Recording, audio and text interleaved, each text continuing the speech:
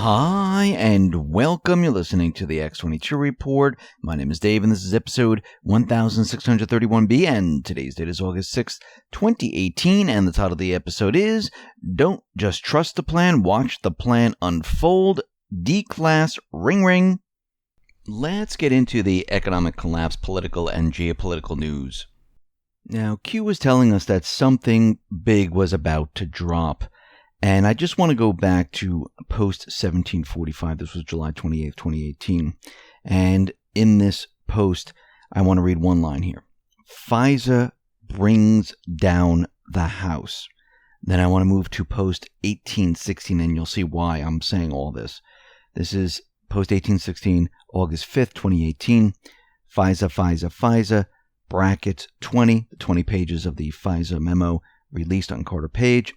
There is a reason why we needed to go mainstream prior to the evidence, in all capital letters, being dropped.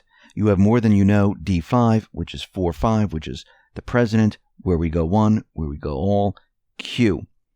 Now, Trump may be about to override Deputy Attorney Rod Rosenstein and use his presidential authority to declassify several caches of information related to the Department of Justice, FBI's ongoing Trump-Russia counterintelligence operation. Now, this is coming from IBD Bureau Chief Paul Sperry. Sperry tweeted on Sunday that the president may declassify the 20, how interesting, redacted pages of the June 2017 FISA renewal and possibly 63 pages of emails and notes between Orr and Steele, and FD-302 summaries of 12 interviews. So Q has been telling us this, and if we go back to post 1816, in brackets 20, it's the 20 pages, FISA. And there's a reason why they were doing all this prior to declassifying it all. Go back to post 1745. FISA will bring down the House. It's being prepared.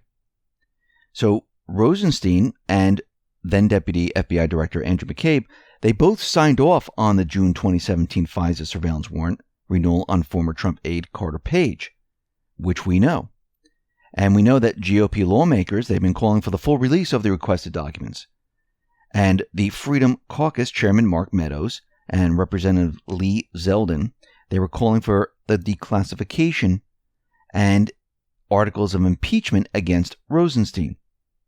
And then they withdraw them later on. That's just to let you know this is how frustrated everyone is. They put it together, and this is coming from the Republicans in the House Intelligence Committee, and they put together a letter asking Trump to declassify all of it. And we showed that before in the report. So what we're seeing right now is that the big drop is coming very, very soon, and it might even come in the next couple of days here. And we're in the month of August. And again, it's going to bring down the House. Now, once this is out, and if you notice, they're letting a little bit out at a time to get the American public used to this. Now, of course, the corporate media, they're going to come up with some type of news story. I know they're out there preying on the story about Trump Jr. meeting the Russians. This is an old story. There was nothing illegal about this. No information was passed. There was no collusion, but they're trying to do whatever they possibly can to come up with something to keep it in the news cycle, to continually keep Russia out there, and Trump did something illegally.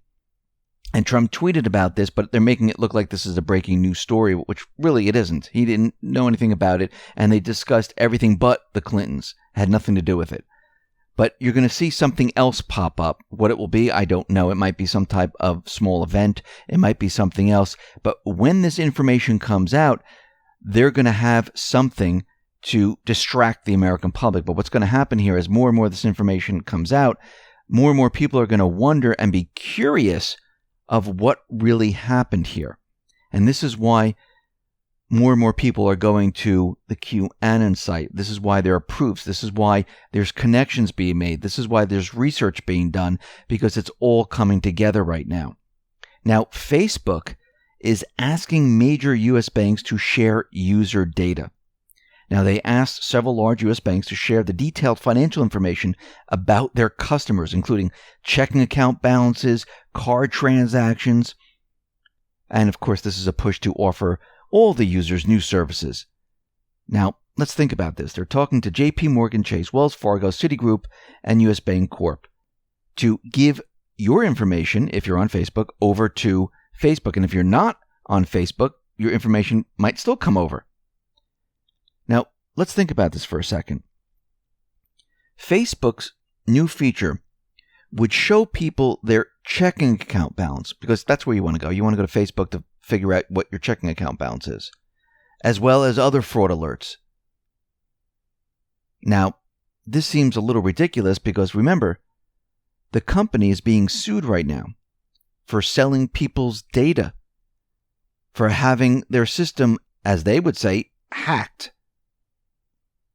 And of course, Facebook's out there saying that we just want to enhance the user's experience and won't use any banking data for anything else.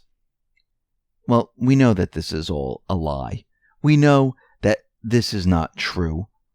They use the data for everything else, and now they'll have everything. If they're allowed to do this and the banks cooperate, they'll have all your personal information, your movement, your banking transaction. They'll know how much you have, and they'll know everything about everyone. Who's behind Facebook? Who controls a lot of this? The intelligence agencies. Very interesting what they're trying to do here. They're trying to take total control of everything.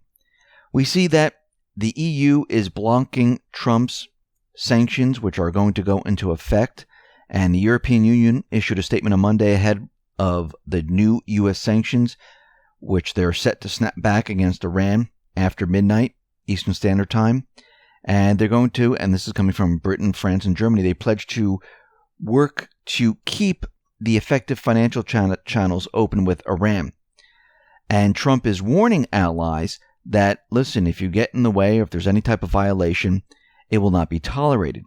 Now, Trump did say that the Iranian government will eventually contact him. He was waiting for a call, and that's why I have ring in the title.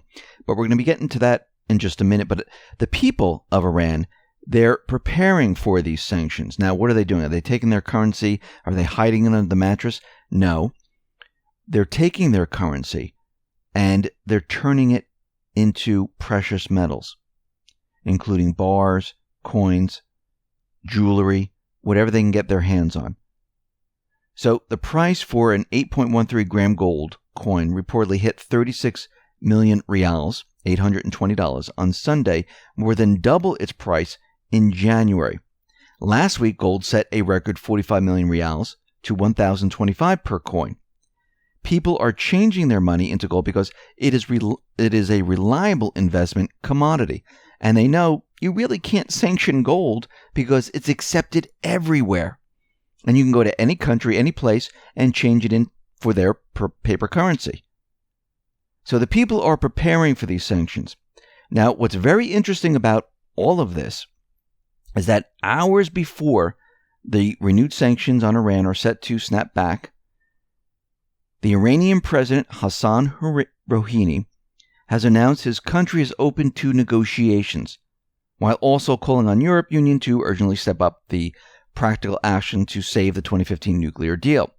Now, remember, Trump was out there saying that he would like to work on a new deal. And Rouhani is out there saying that Iran had always welcomed new negotiations. But Washington would have to take clear steps to prove they can restore trust after reneging on the 2015 JCPOA deal. And Bolton, of course, is out there saying if Iran were really serious, they come to the table. We'll find out whether they are or not. And it seems like Trump is using the same exact method that he used with Kim Jong-un. And I think eventually what's going to happen here is that the Iranian government is going to come to the table and they're going to hash out a completely new deal. Do I think there's going to be regime change? No, that's not the MO of the Trump administration. This is not how they work, because why would they have regime change at this point? It would make no sense whatsoever. It would start a war. Russia would get involved. China would get involved. And you can see with North Korea, there was no regime change there. Venezuela, where we had an attack on Maduro, why would the U.S. not have regime change in North Korea, no regime change in Syria, but have it in Venezuela? No, there was another force that was pushing that agenda there, because they took an opportunity where Maduro was out in the open and they thought they'd be able to get him. Because as we know, the intelligence agencies, the deep state, they've been trying for years and years and years. They've been putting a lot of pressure on Maduro. And it failed once again. So it makes no sense that the Trump administration and the Patriots would do this if they didn't do it to Assad, they didn't do it to Kim Jong-un, and they're not doing it to Rouhani. It would make no sense whatsoever. And they know if they did this, it would all turn out to be a war. And they're trying to avoid a war. They're trying to fix or backtrack everything Obama and the deep state and other presidents have done in the past. And this takes time. It takes a little bit of maneuvering. It doesn't happen overnight because remember, there are still deep state operatives in each one of these countries. And I'm not saying they're U.S. deep state operatives. They work with the deep state in the U.S. and they're part of the other countries. Some call them the mullahs. So you can see what's happening right now is they're taking the steps to change everything. And it doesn't happen overnight. But we do see change coming. We see Q dropped a post 1821. This is August 6th. Important to understand prior to next, and dropped 2 links and to 2 different PDFs. So if we take a look at these PDFs, and we'll take a look at the first one and we'll read it. This is the U.S. House of Representatives Permanent Select Committee on Intelligence Memo Key Points. It's 1 page. Overview of the process. The committee has made this memo public due to the American people's right to know this information. The committee, which is responsible for overseeing the activities of the intelligence community, hopes the publication of this information will help inform the public about abuses that have occurred at the Department of Justice and FBI and spur needed reform and accountability at those agencies so that similar abuses will not occur under any administration, Democrat or Republican. The government's surveillance capabilities are extraordinary powers that must be carefully circumscribed to protect Americans' civil liberties. Any use of these powers for political purposes or any purpose other than defending the American people is intolerable. The decision to release the memo was procedurally sound in accordance with the House and committee rules and included review by the executive branch and over 200 members of the House. It is in the public interest to release the memo, which was carefully crafted to safeguard national security. And this whole thing went on about the Steele dossier, Trump, the spying, the FISA memo, and things like that. The top 10 memo facts.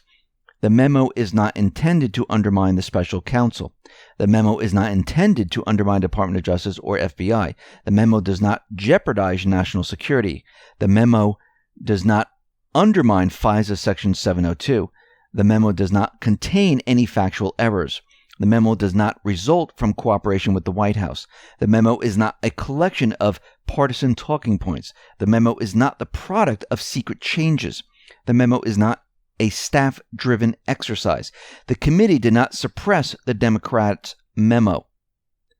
And this was the first of the documents that came out.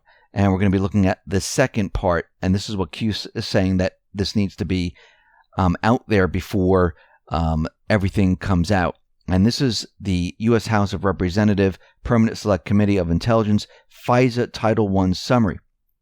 And this is, the other one was 3 pages. This is 1 page. Title I of the Foreign Intelligence Surveillance Act governs the targeting of foreign powers or agents of foreign powers for electronic surveillance by the U.S. government. Agents of foreign powers can be either U.S. persons or non-U.S. persons. If the agent of foreign power is a U.S. person, the government must show that the U.S. person is engaging in espionage, terrorism, or sabotage by or on behalf of foreign power that involves a violation of a criminal statute.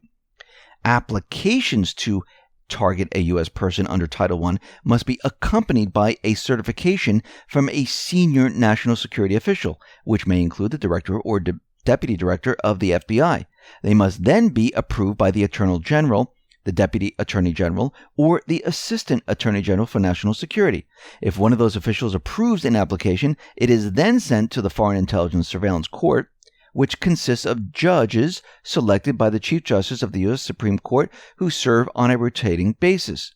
The FISC decides whether to approve or deny an application based on whether the government has demonstrated probable cause to believe the proposed target is a foreign power or agent of a foreign power, and that the facility or place where the electronic surveillance will be directed is being used by the foreign power or agent of a foreign power. If the application is approved, the U.S. government can conduct electronic surveillance of the target for the period of time specified in the application.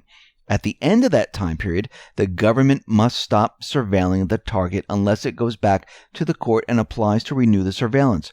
For targeted U.S. citizens, FISA applications must be renewed by the FISC every 90 days with a separate finding of probable cause to continue surveillance.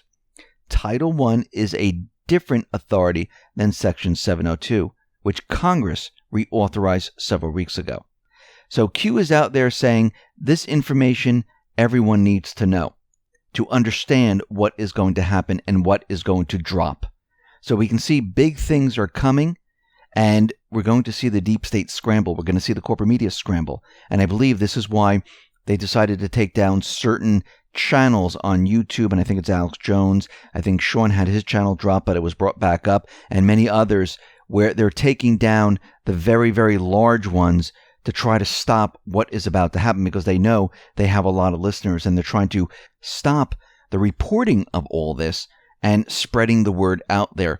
But I don't think this is going to work, because as we can see, the word is getting out. So that means they're going to try to take this to the next level. What is the next level? The next level may be some type of an event or some type of story that they make up to keep in the news cycle. It could be anything.